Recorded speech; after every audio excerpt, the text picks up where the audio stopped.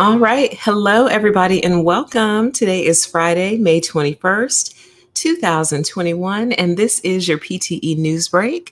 I am your host, PTE, and we are going to get into some of the top stories for the week. We actually have quite a few, so if you like the longer news breaks, you will enjoy this one. Welcome, everybody. Welcome to the show. Hopefully the sound and everything is good. And if it's not, please let me know. And if it's not, this entire thing will be recorded and uploaded to the podcast later. So check it out there, okay? Hi, and welcome to everybody in the chat. It's good to see you. Why don't we start off with everything they don't want to say to us, okay? The elephant in the room, the issue that everyone is dancing around. And it seems that more and more each day, they're starting to get closer and closer to telling us the truth, because there's so many stories coming out as of recent that it's actually kind of hard to keep up. It's almost becoming just like regular news, like normal news. Whereas 20 years ago, this would be, earth shattering. Now we're just sitting around like, yeah, UFOs. Let us know when they start beaming people up, okay? But this came out recently. This actually came out yesterday, Thursday, May 20th. It says, I've seen the saucers. Obama weighs in as U.S. interest in UFOs rises. For some time, expressing interest in unidentified flying objects has been deemed mostly unacceptable in wider society. But attitudes appear to be changing in America this week, with luminaries from Barack Obama to the former NBA star Shaquille O'Neal sharing their thoughts. Obama was asked about the issue of UFOs during an interview on Tuesday, the former president confirming, quote, footage and records of unidentified objects exist. Much of the newfound and newly sincere interest in UFOs this week appears to stem from a report on CBS's 60 Minutes on Sunday, which tackled the U.S. government's grudging acknowledgement of UFOs, with the Defense Department and intelligence agencies due to deliver a much-anticipated official report on mysterious aerial sightings next month. 60 Minutes interviewed a number of credible witnesses, including a former Navy pilot, who said he had seen unidentified aerial phenomena, the government's preferred term, every day for at least a couple of years. That prompted Obama's discussion of aerial phenomena. Quote, what is true, and I'm actually being serious here. Wait, I got to do my Obama voice. Quote, what is true, and I'm actually being serious here, is that there's footage and records of objects in the skies that we don't know exactly what they are, and we can't explain how they moved, their trajectory, end quote. They did. This is him still, but I'm coming out of his voice. They did not have an easily explainable pattern. And so, I think that people still take seriously trying to investigate and figure out what that is, but I have nothing to report to you today. Tucker Carlson, the right-wing Fox News host, whose most recent work has seen him dabble in I'm not even going to read that. Well, you know what? I took the monetization off this video because they didn't like the title. So who has seen him dabble in anti-vaccination conspiracy theories, also saw the 60 Minutes report and played a clip on his show on Monday. UFOs, it seems, are pretty much the one thing Obama and Carlson might agree on. The Pentagon admits it doesn't know what in the world this is, Carlson said. From a national security perspective, that is a very big problem. Yeah, it is, Tuck. Yeah, it is. You're 100% correct about that. As is his wont, Carlson went on to spin the issue of UFOs into a specious criticism of Joe Biden's administration, but even so, it was another example of relatively serious discussion of UFOs taking place. On Monday, Shaquille O'Neal shared his experience of seeing a flying saucer with ABC, while CNN interviewed a former combat pilot who told of how she had spotted a UFO off the coast of San Diego. The interest in UFOs will probably only grow as the U.S. prepares to release its report at the beginning of June. In March, John Ratcliffe, Donald Trump's former intelligence director, said the disclosure would reveal that there have been a lot more sightings of UFOs than have been made public, okay? So it almost sounds like things are actually quite active in the skies. It's a wonder that you and I don't see things more often. I had my own little sighting a couple of months ago, and I actually uploaded it and put it on my other channel. Very odd, very strange. But nobody seemed moved by it. And I'm like, okay, it must be one of those things you just have to see in person to fully understand. But there's a lot of stuff going on above us. They know about it. I think they know exactly what it is. They just can't tell us. And I think part of the reason they can't tell us is, number one, we wouldn't believe it. Number two, it would send us into a panic. Number three, it would probably send us into a rage, because once we find out the extent to which we've been lied to, it's going to upset a lot of people, because so many different things are based and built around the falsehoods that they've been telling us since we were little. You know what I mean? So to find out that none of that was true, and to find out what actually is true, it's going to cause a lot of problems. This is why you shouldn't let lies grow and grow and grow and grow. Try to be more honest in your day-to-day dealings, because when it comes time to finally tell the truth, it's going to be a mess, okay? So on a similar thread, and there was another, this must be it. Let's see. I haven't read this video yet. There was an interview that came out earlier this week with like 2 former military officials going into great detail about objects that could come out of the water and go into the sky and go back into the water. So I think this is this article, but I'm not sure. But let's take a look, because this happened this week too. This also came out yesterday. It says Defense Department confirms leaked Navy UFO video. The U.S. military says a mysterious new video of a UFO in the sky was taken by one of its ships.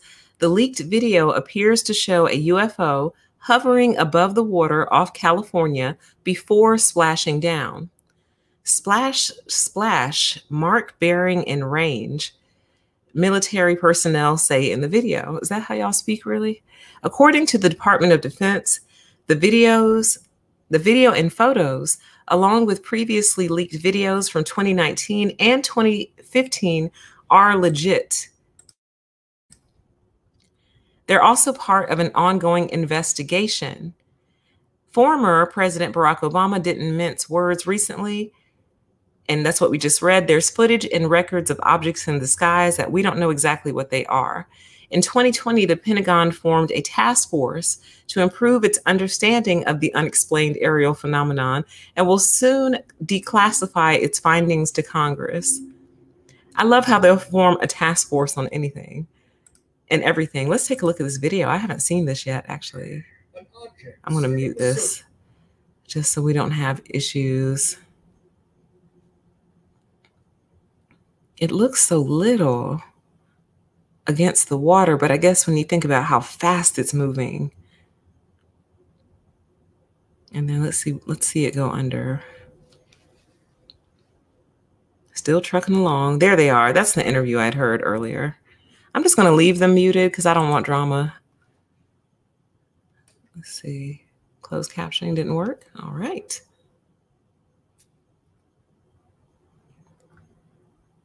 You know what? Sometimes you just got to have drama. Let me start over. We're just going to watch this. They'll be all right.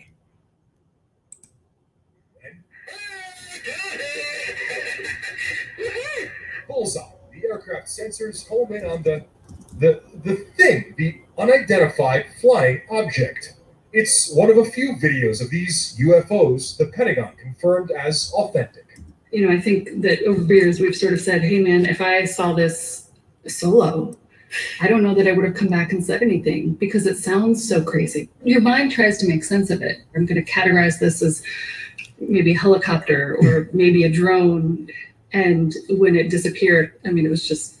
Alex Dietrich has never told her story publicly. She's one of several Navy pilots who spoke with 60 Minutes, who've seen or picked up on sensors similar objects, often moving fast with odd shapes and no obvious method of propulsion. There's definitely something that, who's building it, who's got the technology, who's got the brains, but there's something out there that was better than our airplane. No one is using the word aliens here. The Pentagon calls them UAPs, unidentified aerial phenomena. There's a whole fleet of them. Look on the SA. My gosh. They're all going against the wind. The wind's 120 knots to the west. Pilot Ryan Graves picked this up on his infrared sensor in 2004 off the coast of San Diego. So look at that thing. It's rotated. The highest probability is it's a threat observation program. Could it be Russian or Chinese technology? I don't see why not. Late last year, the Pentagon created a task force to look at the nature and origin of UAPs. What are these things? Where do they come from? And is there an intent here? The government sees this as a possible threat, something that may be able to outperform military capabilities. Lawmakers are demanding it be treated seriously. We have things flying over our military bases and places where we're conducting military exercises, and we don't know what it is, and it isn't ours. So that's a legitimate question to ask. If something outside this planet, that might actually be better than the fact that we've seen some technological leap on behalf of the Chinese, the Russians, or some other adversary. Next month, the Director of National Intelligence and the Defense Secretary are scheduled to deliver an unclassified report on UAPs to Congress. Former Director of National Intelligence James Clapper applauds the transparency, but isn't expecting too much yet. I expect this report will be filled with ambiguity as well, and people, depending on their leanings, will extract what they want out of this. Rubio said, Marco Rubio said, it would be better for this to actually be aliens than for it to be the technology of our foreign adversaries. You think so, Marco? You think that's how these things work, honey? Sweetie, you're going to want it to be your foreign adversaries, okay? Because if it's something from outside, you've already lost. Like you've more than lost. Like literally more than lost. You might as well lay down and give it up. Okay? So you better hope that it is one of them playing around. Okay? But I don't know, guys. We'll wait and see what happens from here. But keep your eyes on the skies and stay hydrated, I guess. That's the best advice I can give you. All right, let's move on. So as you all know, last week, there was a major gas shortage, in part due to the Colonial Pipeline shutdown, but also in part due to major gas hoarding, a portion of which I may be responsible for, and I take limited responsibility for it. I just don't want my people walking and stranded, that's all. But anyway, turns out they didn't actually have to shut the pipeline down. It turns out the owner shut it down just to make sure that they would get paid correctly. Okay. Now, I don't know the political leanings of this publication, so I don't know with 100% certainty if this is an exaggeration, meaning like a journalistic exaggeration. I don't think so. I read it through once and it didn't seem that way, but I do just like to put that out there. Okay. Because that's one thing they will do. They'll take something real and then issue a title that's the truth, but bended. But anyway, according to this publication, the pipeline itself was fine. He just wanted to make sure that he could bill everybody correctly. It says the cyber attack that shut down the Colonial Pipeline, causing gas panic and stoking fears of shortages, did not actually shut down the pipeline. It impacted the billing system at the Colonial Pipeline Company, which shut it down because they were worried about how they would collect payments. Yes, the fuel-carrying pipeline was shut down last week in order to prevent a company that is entrusted with what should be a public utility from enduring an accounting headache. 0 Day's Kim Zetter had noted this may be the case, and CNN confirmed it in a later report. Emphasis mine, meaning theirs, not mine, PTE. The company halted operations because its billing system was compromised. 3 people briefed on the matter told CNN, and they were concerned they wouldn't be able to figure out how much to bill customers for the fuel that they received. One person familiar with the response said the billing system is central to the unfettered operation of the pipeline. Y'all on that Microsoft DOS. That is part of the reason getting it back up and running has taken time. Asked about whether the shutdown was prompted by concerns about payment, the company spokesperson said, quote, "In response to the cybersecurity attack on our system, we proactively took certain systems offline to contain the threat, which temporarily halted all pipeline operations and affected some of our IT systems," end quote. At this time, there is no evidence that the company's operational technology systems were compromised by the attackers, the spokesperson added. Zetter pointed out the affected system handling the billing in a report prior to CNN's, wherein she cited Colonial itself. The company said that the hack affected its corporate network and not the operation of the pipeline, meaning that the pipeline was fine and all its gasoline was sitting. Meanwhile, Colonial had to get its corporate network running in order to process what amount of fuel went to which of its clients, as Zetter noted. Okay, so we're not going to read through the rest of this. I will link it for you. But basically, everything was fine. They just wanted to make sure that the billing went out correctly for you guys, to make sure that you know what to pay. So we would put everyone into a semi-national crisis to make sure that all the billing gets done properly. That's what happens when you sit on Microsoft DOS for 50 years instead of upgrading to the cloud. And I recognize that the cloud is not always the most secure thing, which is why you need backups and redundancies, but y'all got to come current. You can't do that. Just because some hackers got on your system, you shut the whole thing down to make sure that you know how to bill people properly. Because I think a lot of people were actually thinking it shut down because the hackers had attacked the systems themselves that process the gas. Not true. They basically just had a corporate IT data breach, basically, and shut everything down to prevent themselves from improperly billing anyone, not to prevent gas from like gushing out of one of the holders or whatever, to make sure that they know how to bill everybody, and had no problem, you know, cutting you off to make sure that that happens.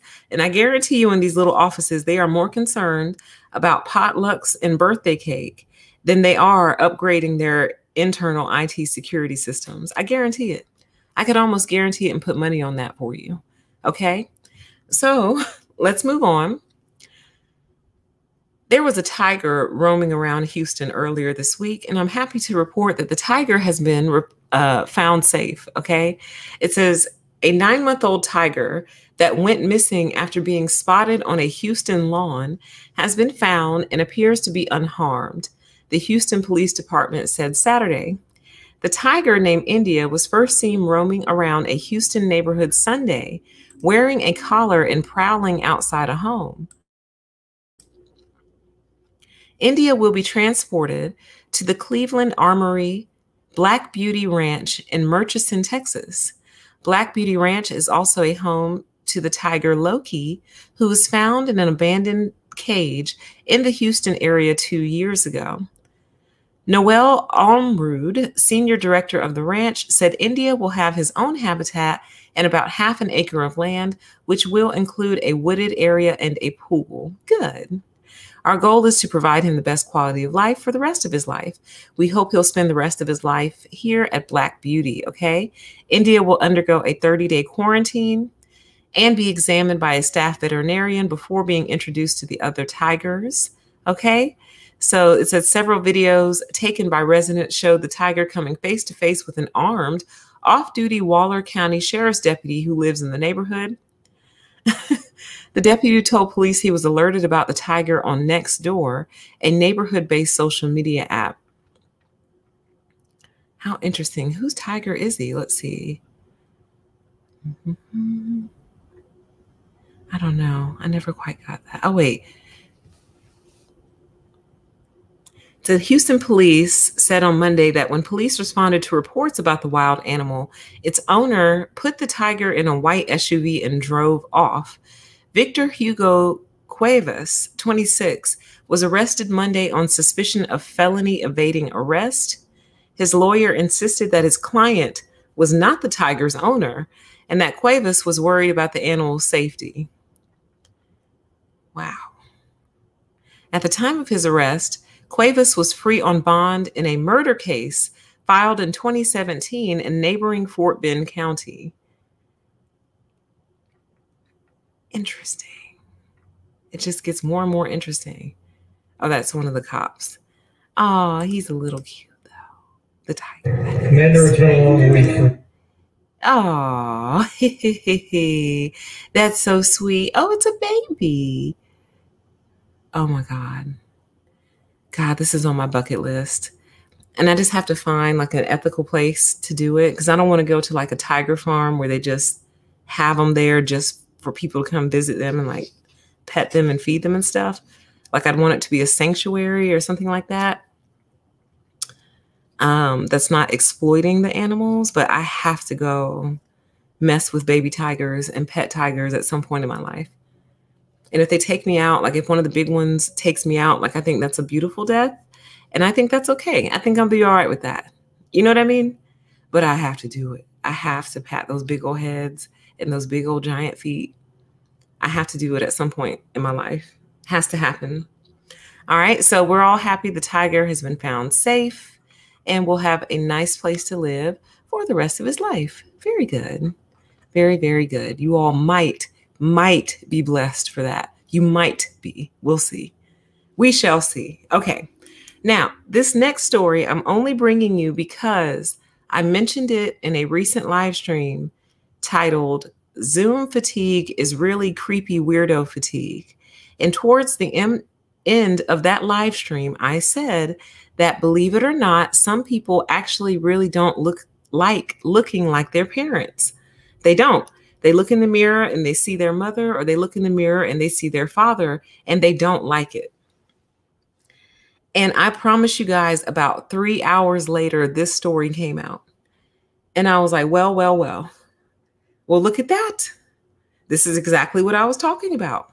So it says Tallulah Willis says she resented the resemblance to her dad, Bruce, and that she punished herself for not looking like her mom. The youngest of Bruce Willis and Demi Moore's 3 daughters together, newly engaged Tallulah Willis, says she resented being told she looked like her dad growing up. In a candid Instagram post about her experience with body dysmorphic disorder, the 27-year-old fashion designer admits that she, quote, punished herself for not looking like her mom and being told that she was Bruce Willis's twin since birth. She adds, quote, I resented the resemblance as I believed wholly my masculine face was the sole reason for my unlovability. God, that's so sad. But this is how deep it goes, you guys. This is why I'm saying you cannot force a camera in someone's face and then say to them, oh, nobody cares what you look like. Because what you don't understand is that they might care what they look like. And then you might say to them, but you're beautiful, you're gorgeous, you're stunning, you have pretty eyes, you have a pretty mouth, like you're beautiful. It doesn't matter what you think. It matters what they think about themselves. And just as we were talking about in that live stream, Zoom and the other ones have created a feature where you can like hide yourself from yourself. So you can't see yourself, but you can see everyone else. And they can still see you. You just can't see yourself. And I'm here to tell you that that's helpful, but it's not good enough because there's 2 parts to the gaze, seeing yourself, but also knowing that you're being seen, knowing that you're being looked at, knowing that you're being stared at. It psychologically screws with you. So you can't do this to people. And I will continue to advocate for it. And this is the example I will use. So imagine if this young lady worked at one of today's modern corporations and they're like, Tallulah, we can't see you. And she's like, oh, it's fine. My camera's broken or something. Go on without me. And they're like, oh, just here, we'll send IT. IT will chat you real quick and get your camera running. And forcing somebody who hates their, quote, masculine face and believes that the reason they're not lovable is because they have a masculine face, forcing them to share that face with people they barely know, or just forcing them to share that face, period, when they don't want to. So this is exactly why I brought this issue up. It's a perfect example. So then it goes on to say, Willis has come to realize that that's false and that she is an inherently valuable and worthy human being at any stage in life, at any size, and with any hairdo. And that's beautiful, and that's true. Okay? We're all inherently valuable and worthy, any life stage, any size, any hairdo. Okay? We really are. All right? And then let's see. I'll read this. It says, it's one of the many lessons she learned over the years. Aging happens without your control. Time passes and your face can change. Another lesson, you need to soothe the wound within your soul before trying to fix the outsides, okay? And then it goes on to say that she's a really strong advocate for mental health. So if you've been struggling with similar issues, maybe go look her Instagram up. Looks like her handle is Buuski, Booski. So go look her Instagram up. But I can't think of a more perfect example of what I was talking about. And trying to imagine yourself being forced to stare at yourself when you don't like how you look because you look like your daddy, you look like Bruce Willis. You know? And like being told that, oh, hey, you look like Bruce Willis. Thanks, that's my dad. Thanks. I don't know if The Rock has children, but imagine being a female and being told, hey, don't take this the wrong way, but you look like The Rock. And she's like, thanks. It's my dad. Thanks. You got to think about these things. You cannot force yourself on people and just expect them to be as mentally healthy and secure as you are.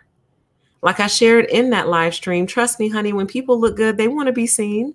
Trust me, when they get that new highlighter, they want to see how it picks up on the camera. And if it picks up as good as it did on the girl in the YouTube video, or if you need to send it back and get a different one, or if your new contouring technique worked or didn't, trust me, they'll come on camera when they want to. When that hair is done, are you kidding me? Anyway, moving on before I get started up on that again, because I'm incredibly passionate. Exactly. The chat says, and a lot of people look like parents that neglected, abandoned, and hurt them. I'll just have to say hurt. Absolutely. So you need to let people alone and hold them accountable for the work that they were hired for, period. And that's it.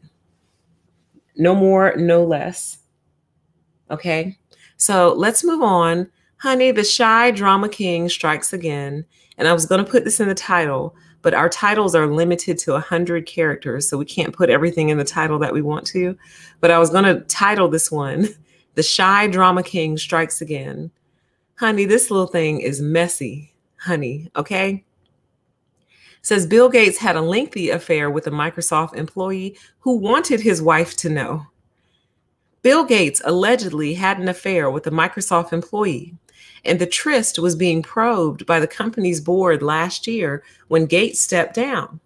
The company's board became aware in 2019 that a Microsoft engineer penned a letter alleging that she and Gates had an intimate relationship over the years.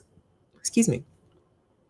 The woman demanded changes to her Microsoft job and also asked that Gates' now estranged wife, Melinda, read the letter, though it's unclear if that happened. Messy. Board members hired a law firm to conduct an investigation into the relationship. Wow. During the probe, some members grew concerned about the allegation and decided that Gates, who founded the tech firm in 1975, should step down as director of the board. Honey, this is messy, honey. Look at this mess. Messy. Will take it, steal you, hide your kids and hide your wife. Not your kids, sorry. He's not being accused of that. That's an old joke. Some of y'all will get that joke. Some of you have never heard it, so I just want to clarify. Not saying anything child related with him. It's an old joke that, like, if there's someone on the prowl, hide your kids, hide your wife, okay? But in this case, hide your wife, okay? It's it says, but the billionaire was still reelected to Microsoft's board at the annual shareholder meeting. He resigned before the investigation could be completed, saying he wanted to focus on his philanthropy. He wants to sling that thing all over the world, honey. Microsoft received a concern in the latter half of 2019 that Bill Gates sought to initiate an intimate relationship with a company employee in the year 2000. What a mess. A committee of the board reviewed the concern, aided by an outside law firm to conduct a thorough investigation. Throughout the investigation, Microsoft provided extensive support to the employee who raised the concern. Now, wait a minute. How are you going to raise the concern? But you were like, is she trying to say that he coerced her? Because based on what I've read so far, it sounded like she was happy about it and asking for raises and stuff. So what do you need support for?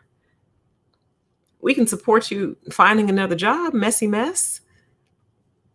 I don't think that's legal. How do you voluntarily and willingly enter into an affair, start asking for things, asking for changes to your role and things like that, and then I guess when you don't get it, then you turn them in? Now, see, that's not right. The chat says, please say something about his ill-fitting clothes. Oh, honey, they are ill-fit. Oh, sugar. Honey, they are ill-fit. But you know what? He's a perfect example of a billionaire. A lot of times, like, they just, like, it registers nowhere with them. Nowhere. Like clothing and attire and things. It doesn't matter, I guess, when you own the world. You could wear a trash bag. You own the world, I guess. But they are relatively ill-fit, darling. Let me be nice. Let's move on. Let's see here. A spokesperson for Gates admitted there was an affair almost 20 years ago, which ended amicably. She denied that his decision to step down from the board was related to the affair. In fact, he had expressed an interest in spending more time on his philanthropy starting several years earlier. Okay. All right. We're not going to dig into the rest of this. Just know that Bill is indeed the shy drama king, honey.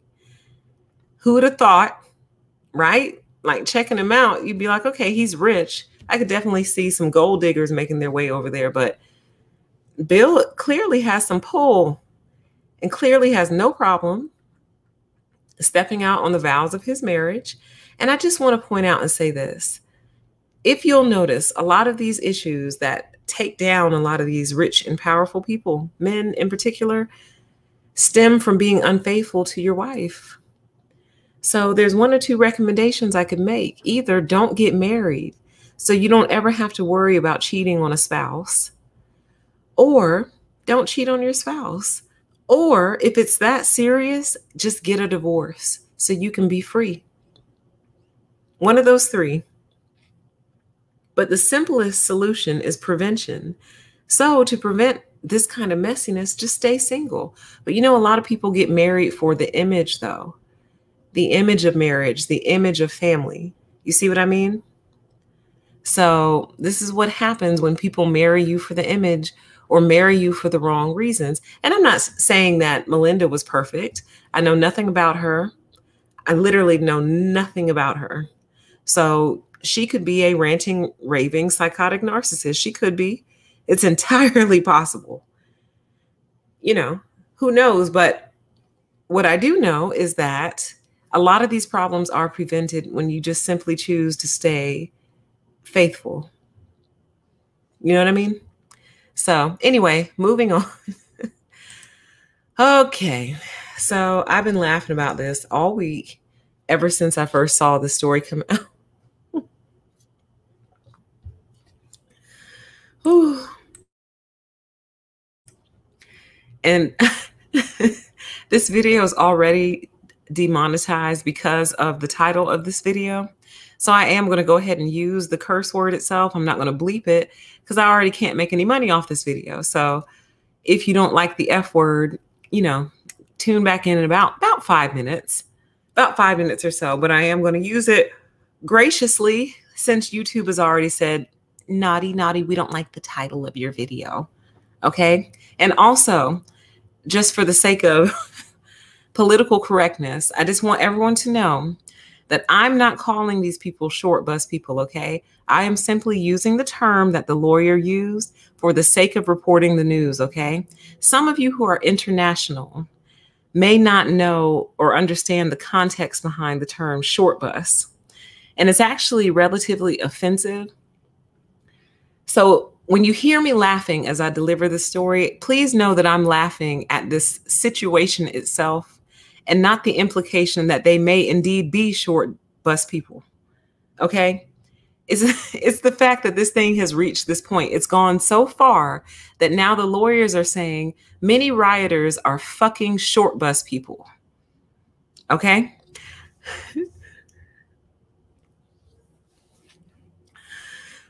Here we go. QAnon Shaman's lawyer. Many rioters are, quote, fucking short bus people, end quote. The attorney for alleged insurrectionist and QAnon shaman Jacob Chansley says that his client and other accused Capitol rioters were uniquely vulnerable to being misled by former President Trump's lies. Quote, a lot of these defendants, they're all fucking short bus people, end quote. Albert Watkins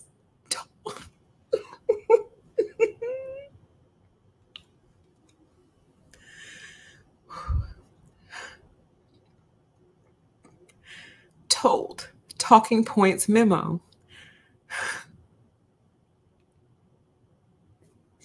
Quote, these are hold on, y'all, hold on.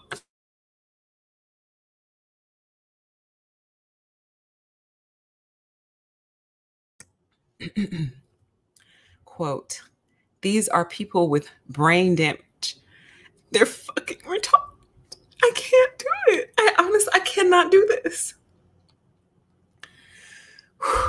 These are people with brain damage. They're fucking retarded, but they're our brothers, our sisters, our neighbors, our co-workers. They're part of our country. These aren't bad people. They don't have prior criminal history. Fuck, they were subjected to 4+ years of goddamn propaganda, the likes of which the world has not seen since fucking Hitler. God, it feels so good to curse. Oh, whew, it feels so good to just curse. It really does. Holding back all the time really sucks. It feels good to have an excuse.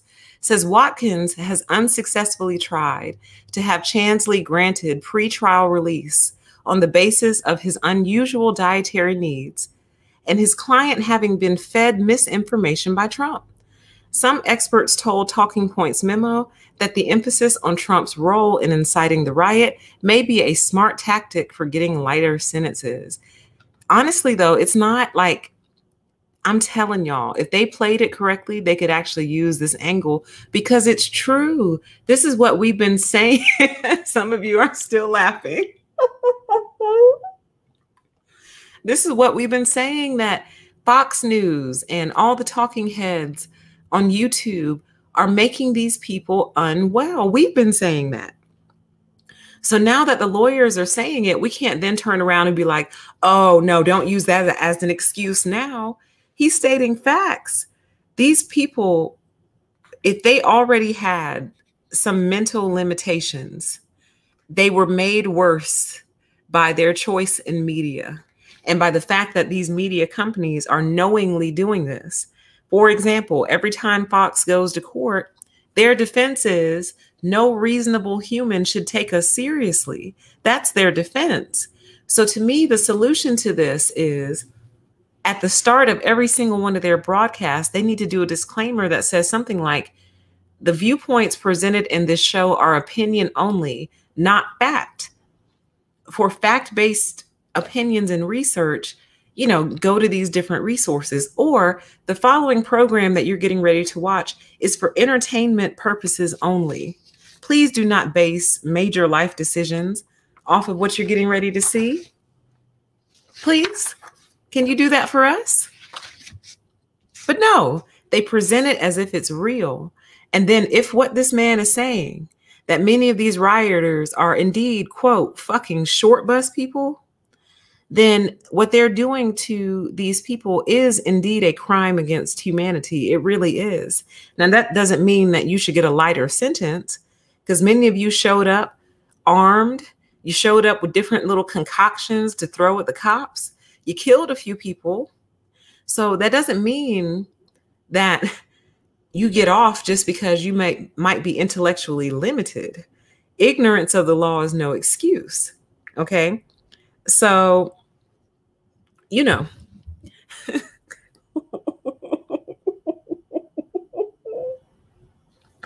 the fact that he even knows the term short bus is funny to me, because I thought that was something that was more urban. I didn't know that the term short bus had made it out of the urban community. I was going to show this, but then I decided not to. But there, if you are interested and so inclined, there is a video on YouTube called Shout Bus Shouty. Short Bus Shorty. Shout Bus Shouty. Google Short Bus Shorty, okay? And if you come across an animated cartoon that looks like a bunch of rappers sitting on a school bus, you found it, okay? And that's all that's been playing in my head ever since this article came out. And I live for this attorney, whoever he is.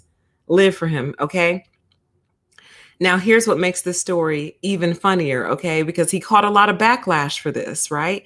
People don't like the term short bus. Part of the reason this video got demonetized before I even aired it. I was like, oh my God, it got hit before I even aired it. Oh my God. But, you know, they don't like talking about people who are mentally deficient. And we certainly don't like to use this term here very often. It's not politically correct. And it's also not very nice. So we try not to use it. But sometimes you just got to come out and say it, man. Many rioters are, quote, fucking short bus people, end quote. Now, here's what makes this 10 times funnier. Oh, where is it? Oh, here it is. Let me slide you over.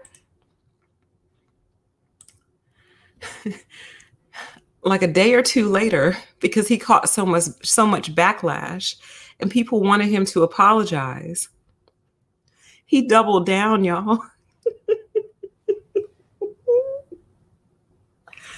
I told you guys, these people are dealing with some of the worst behavior they've ever dealt with in their career and that they ever will deal with in their careers. So he's not just dealing with the QAnon shaman. He's dealing with the shaman and all the shaman's buddies. So after many, many weeks of sitting and talking to these people for hours, of course he refuses to apologize because he knows what it is. He's like, oh, no. He's like, y'all are not going to come for me. You don't know what I'm going through. You don't know the conversations that I've had to endure over the past couple of weeks. So F you, he refuses to apologize for his comments. So let's take a look. It says the attorney for Jacob Chansley, the Capitol riot more widely known as the QAnon shaman, doubled down Wednesday on derogatory remarks he made about the mental state of those who participated in the January 6th mob attack, arguing that doing so brought attention to the, quote, special needs of his client. Attorney Albert Watkins first made comments to Talking Points memo, which were published Tuesday, that Chansley has Asperger's syndrome, and added that this, as well as former President Trump's propaganda, should be considered in his client's case. So there they are, leaning on Asperger's again. It's not the first time we've heard this. This is the first time we've heard it out of this, but we heard this on a different video we did where basically this guy blamed his Asperger's for his deep and profound hatred of women. I forgot what video that was, but anyway, says, quote, oh God, he's going to do it again. It's basically an attorney speaking in an attorney's way, but keeping it real and all the way funky. And I can't deal with it. Like, I cannot handle this. Okay. Quote, a lot of these defendants, and I'm going to use this colloquial term, perhaps disrespectively, but they're all fucking short bus people. These are people with brain damage. They're fucking retarded. They're on the goddamn spectrum, Watkins told Talking Points memo. In a Wednesday interview on CNN's New Day, co-host John Berman asked Watkins if he wanted to apologize for his previous remarks, which also included the argument that the rioters weren't bad people, but were subjected to 4+ years of goddamn propaganda, the likes of which the world has not seen since fucking Hitler. Quote, counselor, the Special Olympics says the R word is a form of hate speech and that the word has become an insult used all too commonly in everyday language, end quote. Would you like to apologize this morning? The host asked. No, Watkins quickly responded while shaking his head. I live for people who don't bow to pressure, or at least not quickly. People who got some type of backbone, you know what I mean? The lawyer went on to say, quote, for 5 months, I acted professionally. I talked to the people that needed to know. I made sure that the Department of Justice had the opportunity firsthand to meet with my client, to have them understand and appreciate the condition, the special needs of my client. I let them talk to my client while he is confined, not once, not twice, but multiple times, and I got nowhere. All I had to do was get vulgar in a short soundbite driven quote that permitted this very issue to come to the fore.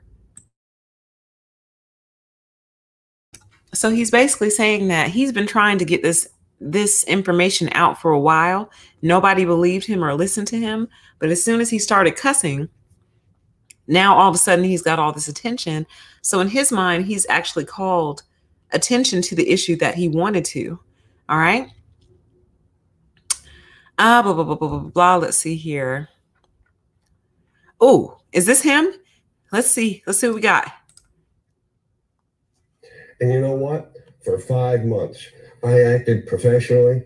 I talked to the people that needed to know. I made sure that the Department of Justice had the opportunity firsthand to meet with my client, the guy who was shirtless, with horns, tattoos, a fur, to have them understand and appreciate the condition, the special needs of my client. I let them talk to my client while he is confined, not once, not twice, but multiple times. And I got nowhere. All I had to do was get vulgar in a short sound bite driven quote that permitted this very issue. Well, there are two issues here. There are two issues here. Homie is not playing with you guys, okay? He's tired of you guys ignoring the fact that his client is what he calls, not me, he calls a, quote, fucking short bus person, end quote. Okay? Now, a lot of people obviously are saying that he's just trying to use this as an excuse because this is the same guy who required organic food in his jail cell. But if I'm not mistaken, don't those two go together? Don't like Asperger's and autism and very particular food requirements all ride together? And if so, I don't think it's going to reduce his client's sentence. But I think there's a strong argument to be made. And if they are successful, you guys, the same rioters who were sent to the Capitol by Fox News could end up taking Fox News down, because the argument will be, you made people mentally ill. You took a group of mentally ill people, you made them worse, and people died as a result. You can't be trusted with your population of viewers. This is your audience. Which leads me to a big point I wanted to make about all of this, which is, dear Republicans, we've had this conversation about branding before, and I've told you that you need to work on your branding. This isn't good for the brand. This is a bad look for the brand, where you got attorneys, licensed practicing attorneys who've been in the business for years coming out saying, this is a bunch of short bus people y'all are dealing with here. You see what I mean? A bunch of brain damaged people is what this attorney said. So that is not looking good for the brand. And do y'all remember there was a rumor going around on the day of the riot that Trump was happy at first when he saw all the people showing up. But then as he started to take a look at them, he got turned off and didn't like that. Do you remember? They said that he got turned off by like how like grubby and like dingy they looked. Like they looked kind of dirty and kind of like not well kept. You know what I mean? Not polos and khakis, basically. And he was turned off and he didn't like it. Well, what if because all the people were showing up were the short bus people, as this attorney describes them? So, and he started to see that for the first time. It's one thing to see all the comments coming in online and you're getting fan mail and all this and that. It's another to see it all in person and go, oh my God. Did somebody let off a short bus nearby here? Is there a convention? These are mine. They're coming to my thing. Trump, they're coming to Trump's thing. Oh, where's the Polo Club? No, they're not here. Okay. Plan B, baby. Y'all, your brand is tanking. This is not a good look for the brand. You're basically understand that right now you're all associated with this guy, all of you, even if you're not a rioter, even if you didn't go down there and didn't go anywhere near there, you're all being lumped in with this guy. And now you've got a serious brand on you. You call us libtards, but you're the one who is being identified in court as fucking short bus people. Let's move on. Switching gears altogether. Long story short, a university has completely eliminated its fraternity and sorority life program. Okay. Bloomsburg University in Pennsylvania has announced that it has permanently eliminated its entire Greek life program. Students received the news that their Greek orgs will no longer be officially recognized by the university in a short 2-sentence email from the university president, Bashar Hanna, on May 13th. Effective immediately, Bloomsburg University is terminating its fraternity and sorority life program, severing ties with all national and local FSL organizations currently affiliated with the university. All students are reminded that their conduct remains subject to all applicable university policies. The university put a lot of thought into the decision. It said at the start of this year, they announced that they were disaffiliating themselves with multiple fraternities and sororities, at least through 2025. And then they just came through and, it was because of an overall non-compliance to university standards for student and organization behavior and defiance of its zero tolerance policy. So the reason I share this with you, it says the university told Fox 56 that the death of a student earlier this month had nothing to do with the decision. Okay. According to the news outlet, there's no word if that student's death was related to any fraternities or sororities. There's also no word if the decision is related to a wrongful death lawsuit filed against more than 30 students following the death of a student in 2019.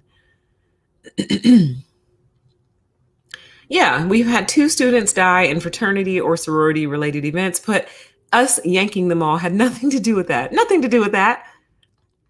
So I share this simply because I believe this is probably going to start to creep its way across the country eventually. And I do believe it is possible. And this is quite a statement to make, because who would ever think that something like this would go away? But I do believe it's possible that within 10 years, we may see the end of all fraternities and sororities in colleges anyway. They might continue them outside of the colleges, but we might fail to see them in the colleges. And then it makes you wonder, if we started to see them outside of the colleges, then what's the difference between them and a gang, really? You've got gang colors, gang affiliations, gang signs. You beef with rival gangs. You're not allowed to associate with rival gangs or you'll get kicked out of your own. You're generally jumped in and jumped out. So what's the difference?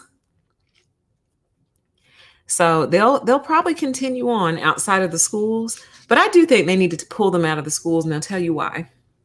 Because these people are taking this lifestyle into corporate America with them. They're not leaving the fraternities and the sororities behind at the schools and just having it stay within their chapters, their grad chapters. They take that same behavior and those same habits into corporate America. So basically, and I was thinking about this the other day, if you've ever worked for a corporate, you have pledged a fraternity or sorority, whether or not you realize it. You pledged, you just don't realize it. And everything that we were talking about in like corporate cults, that series we did, that's all pledging type behaviors and hazing type behaviors. And basically, if you don't go along with it, you essentially get kicked out of the frat or the sorority. You don't get to stay. You don't get to be one of us. You understand? So the workplace is no longer the workplace. And that lady the other day basically admitted that. The one who was complaining about people not wanting to go back in the office, she said, I estimate about 15% of your work are the extras, the birthday parties, the happy hours, the meet and greets, the networking. It's probably closer to 25%, if not 50. And that's what she's basically telling you. You're not coming here just to earn a paycheck, you loser. Oh, you pulled yourself up by your bootstraps, got a job, and now you're just coming here to earn a paycheck? You're a loser. You come to work every day, you come on time, you're polite, professional, and friendly, you do your job, you do it well, earn your paycheck and go home, and that's it? You're a loser. So this attitude and this energy has carried itself into corporate. And I don't think anyone really realizes it yet. I think they're starting to, but just look at how many of your coworkers, those of you who are in corporate, are in sororities and fraternities and things like that. You know, they still claim them. They still rep them on their LinkedIn and things like that. That mindset doesn't leave. It doesn't go anywhere. It doesn't just disappear. Because keep in mind, if you made it to the other side, that means you took the hazing, whatever the hazing was, you took it. So that means you're good at taking hazing and probably good at giving it out too, probably good at issuing it too. Okay, let's move on to our next story. Yeah, they carry it through life. Yes, they do. So in more confusing and complicated news regarding mask mandates, honey, please consult the CDC and your state and local websites for the most current, accurate information regarding masks and mask wearing. The CDC recommends U.S. schools continue to use the masks. It says schools in the United States should continue to use masks for the 2020-2021 academic year, as all students will not be fully vaccinated. The CDC in its latest guidance said all kindergarten through grade 12 schools should implement and layer prevention strategies and should prioritize universal and correct use of masks and physical distancing.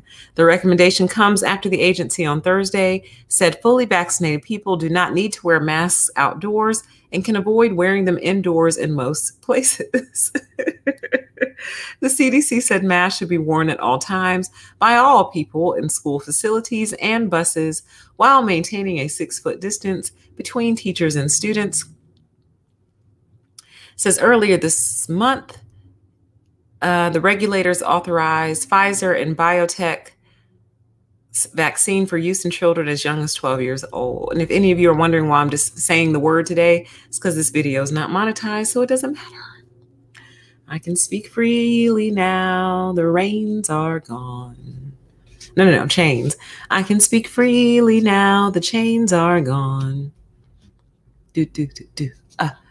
I can see all obstacles in my way. Let's move on. I think I'm going to do a separate video on this. So we'll just kind of glance over this really quick. We won't dive in real deep because I actually think I'm going to isolate this and talk about it separately. But a new report suggests that working long hours kills about 745 1,000 people per year. It says startling new data from the World Health Organization links long working hours to death from heart disease and stroke. Well, what do you know? What do you know? We'll just read these couple opening ones so I can highlight it. Isolate it on a different show. Putting in long hours at work isn't just emotionally and physically draining. It can be deadly. Well, what do you know, guys? Revolutionary. The peer-reviewed study, which WHO says is the first global analysis of its kind, found that 488 million people around the world put in long work hours, defined as 55 hours or more per week. People who work long hours had a 35% higher risk of stroke and a 17% higher risk of heart disease compared to those who work 35 to 40 hours per week. In 2016, the year the study focused on, long working hours led to an estimated 745,194 deaths from stroke and heart disease. The WHO warns that long working hours are on the rise around the world, which puts even more people at risk for work-related disability and early death. The agency is also concerned about the likely impact of the pandemic, as millions of people have put in a grueling year plus of even longer hours working from home, while others have been forced to do more with less in the face of sweeping layoffs.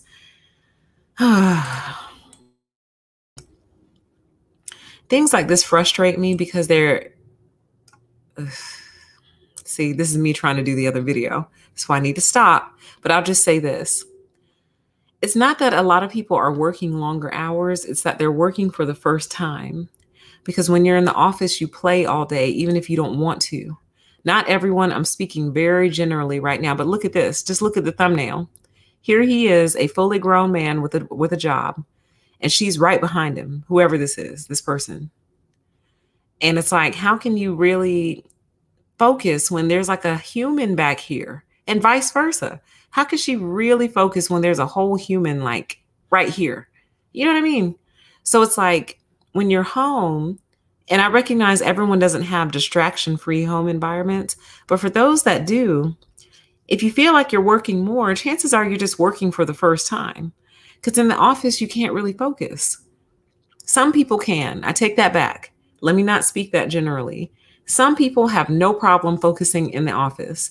All the activity and energy around them helps them focus more. Like it charges them like a battery.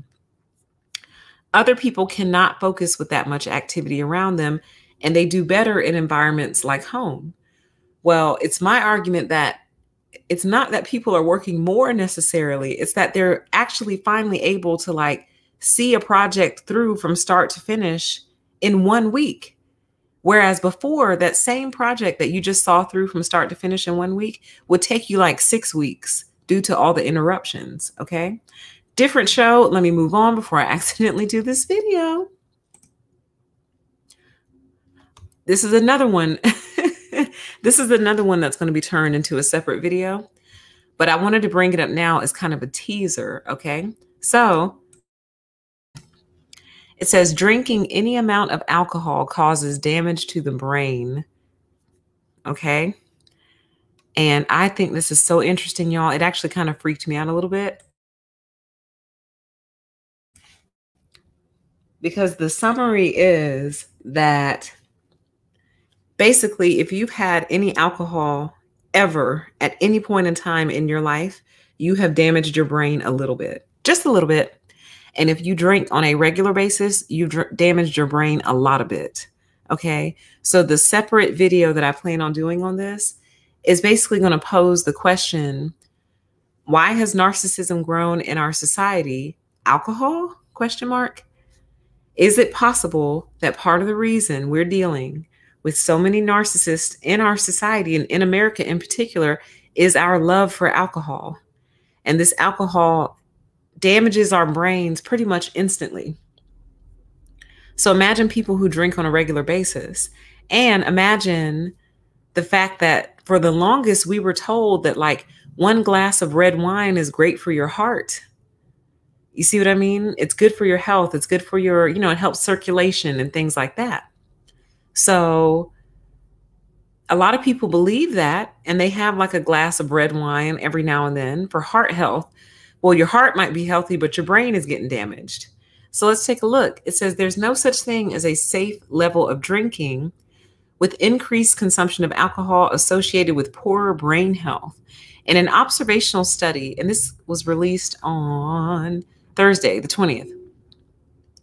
In an observational study, which has not yet been peer-reviewed, researchers from the University of Oxford studied the relationship between the self-reported alcohol intake of some 25,000 people in the UK and their brain scans. The researchers noted that drinking had an effect on the brain's gray matter, regions in the brain that make up, quote, important bits where information is processed. The more people drank, the less the volume of their gray matter. Brain volume reduces with age and more severely with dementia. Smaller brain volume also predicts worse performance on memory testing. While alcohol only made a small contribution to this, it was a greater contribution than other modifiable factors, explaining that modifiable risk factors are ones that you can do something about in contrast to aging. Then it goes on to say that type of alcohol does not matter. It said the team also investigated whether certain drinking patterns, beverage types, or other health conditions made a difference to the impact of alcohol on brain health. They found that there was no safe level of drinking, meaning that consuming any amount of alcohol was worse than not drinking it. They also found no evidence that the type of drink, such as wine, spirits, or beer, affected the harm done. So it doesn't matter what type of alcohol it is. It says, however, certain characteristics, such as high blood pressure, obesity, and binge drinking, put people at higher risk. Some people drink moderately and think that this is harmless or protective. It says, as we've yet to find a cure for neurodegenerative diseases like dementia, knowing about factors that can prevent brain harm is important for public health. Then it says there's no safe limit. The risks of alcohol have long been known. Previous studies have found there's no amount of liquor, wine, or beer that is safe for your overall health. Meanwhile, they're out here taking menthol out of the cigarettes to cure Black people from their Blackness, I guess. But y'all sell alcohol by the bottle and by the boatload, and literally alcohol damages your brain the minute you drink it, basically is what they're saying. They're saying there's no safe amount, there's no safe kind. The minute it hits your brain, it starts affecting your gray matter. And this is the separate show coming out. I feel it. So I'll just say this and I'll pull back. But it really makes me think about the fact that y'all, I really don't drink. Like, I really don't. I've had wine with you guys on the show before, and I guess that did it. I guess I'm screwed at this point because I've had wine with y'all before. But no, obviously when I was in college, you know, I partied like other college kids, but it only took once or twice for me to get sat down real good. 99 Apples did it for me. 99 Apples was the turning point for me.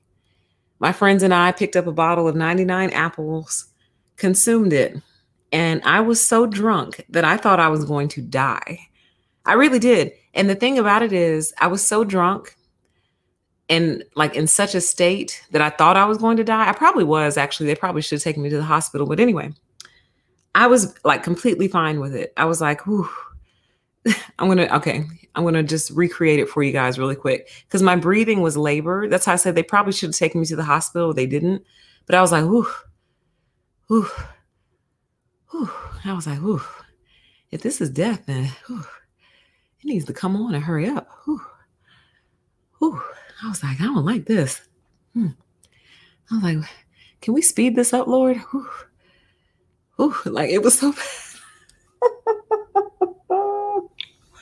But apparently I survived, I guess, allegedly. I don't know. But that was it for me. After I got drunk like that, and more than that, you guys, the main reason I don't drink, it's not some religious thing. It's not some moral thing. The main reason I don't drink is because alcohol makes me feel like crap for days afterward. Days. So back in the day when we would go out and party, my friends and I, and I would feel like crap for days afterward. I thought that was because we've been walking around in heels, we've been dancing, we've been laughing, drinking, having fun. Like we've basically engaged in a very physical activity. You know what I mean? So I thought it was the physicality of it all that wore me out.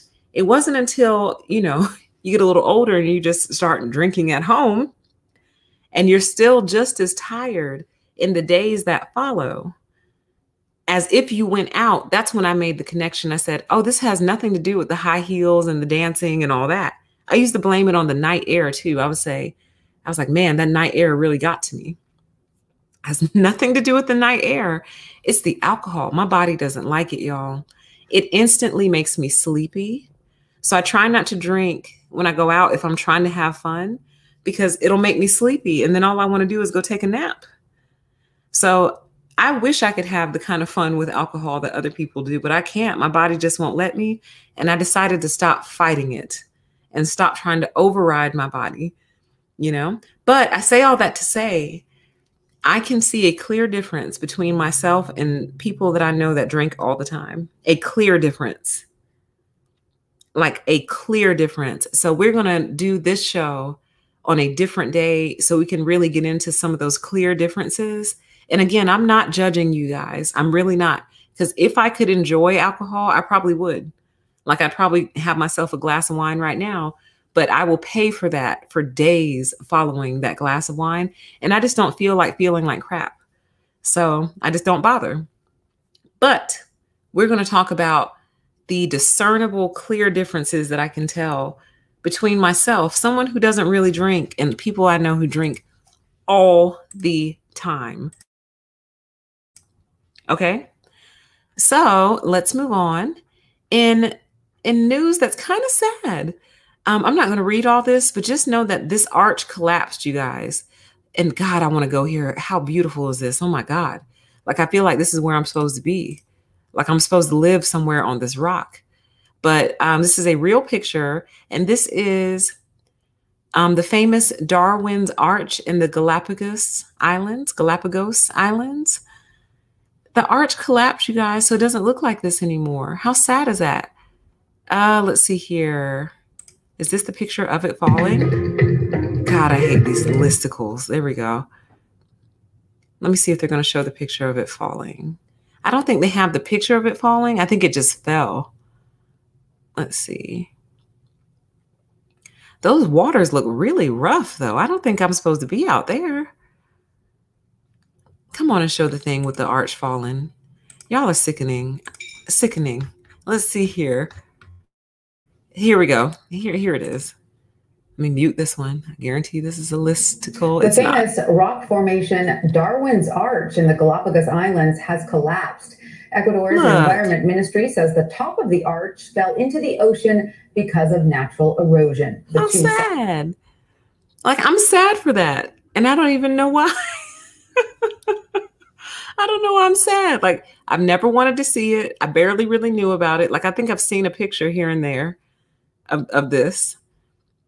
But I guess just because it's not like that anymore and it never will be again. I don't know. It kind of makes me sad. But anyway, Darwin's Arch collapsed. So if you've ever actually seen Darwin's Arch, you're lucky. You've seen a piece of history that will never be the same again. Okay. The chat says that's so Southern, the night air. I did used to think that night air was getting to me. I'm like, oof, I've had too much exposure to the night air, darling. Let me get into some of this day air or this indoor air. All right, let's go ahead and round out the news break, you guys. We are almost done.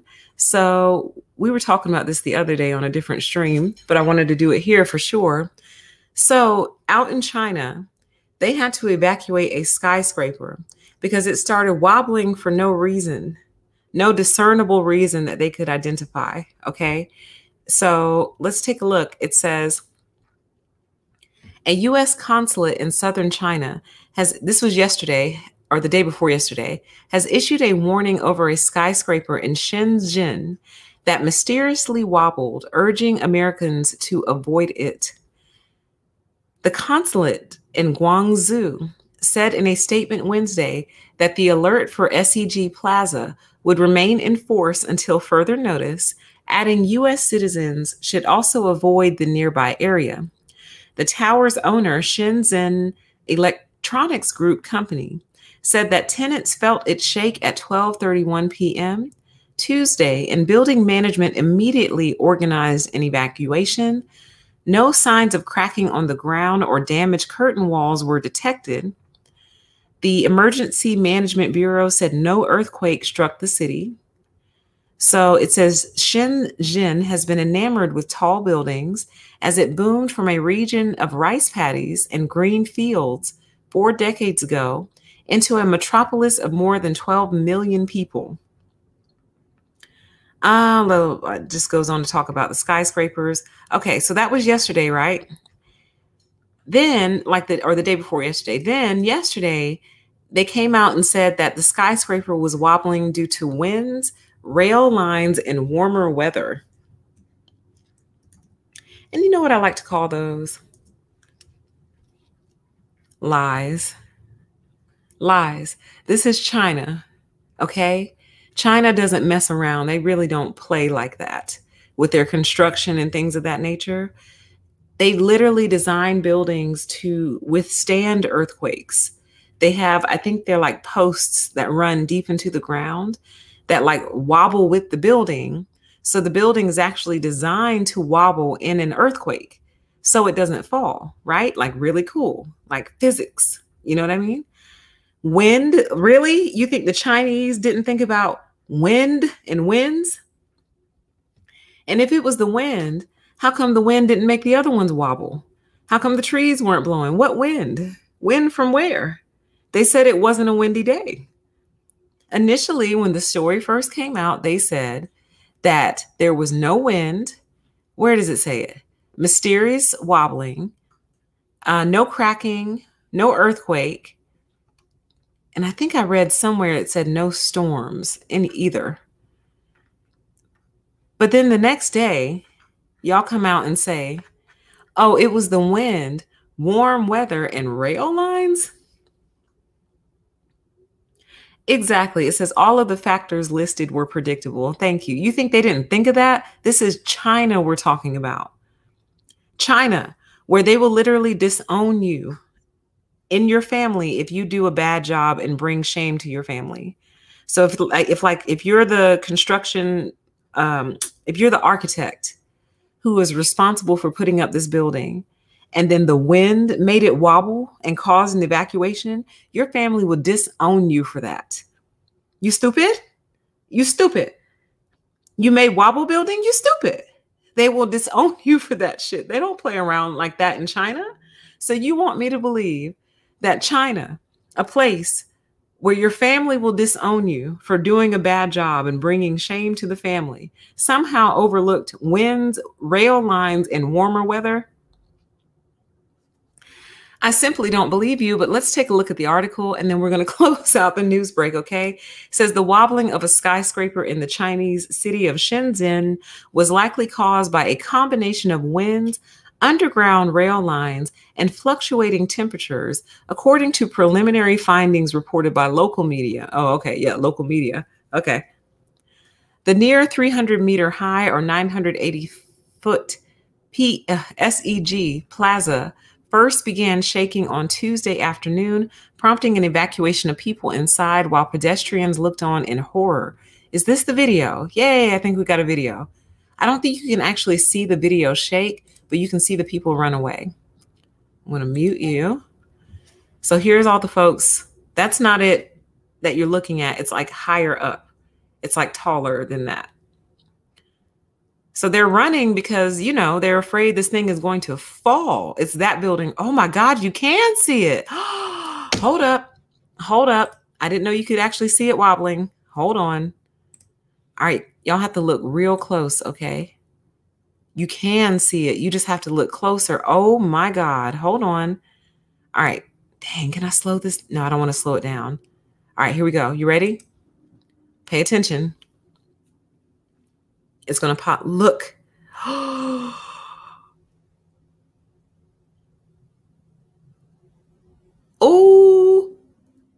Oh, somebody's getting disowned for this. You brought shame to the family, son or daughter, but probably son.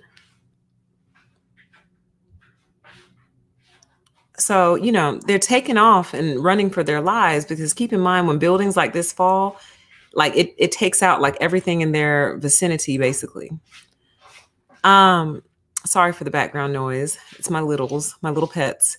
The building is named after the okay, we're not reading all this, blah, blah, blah, blah.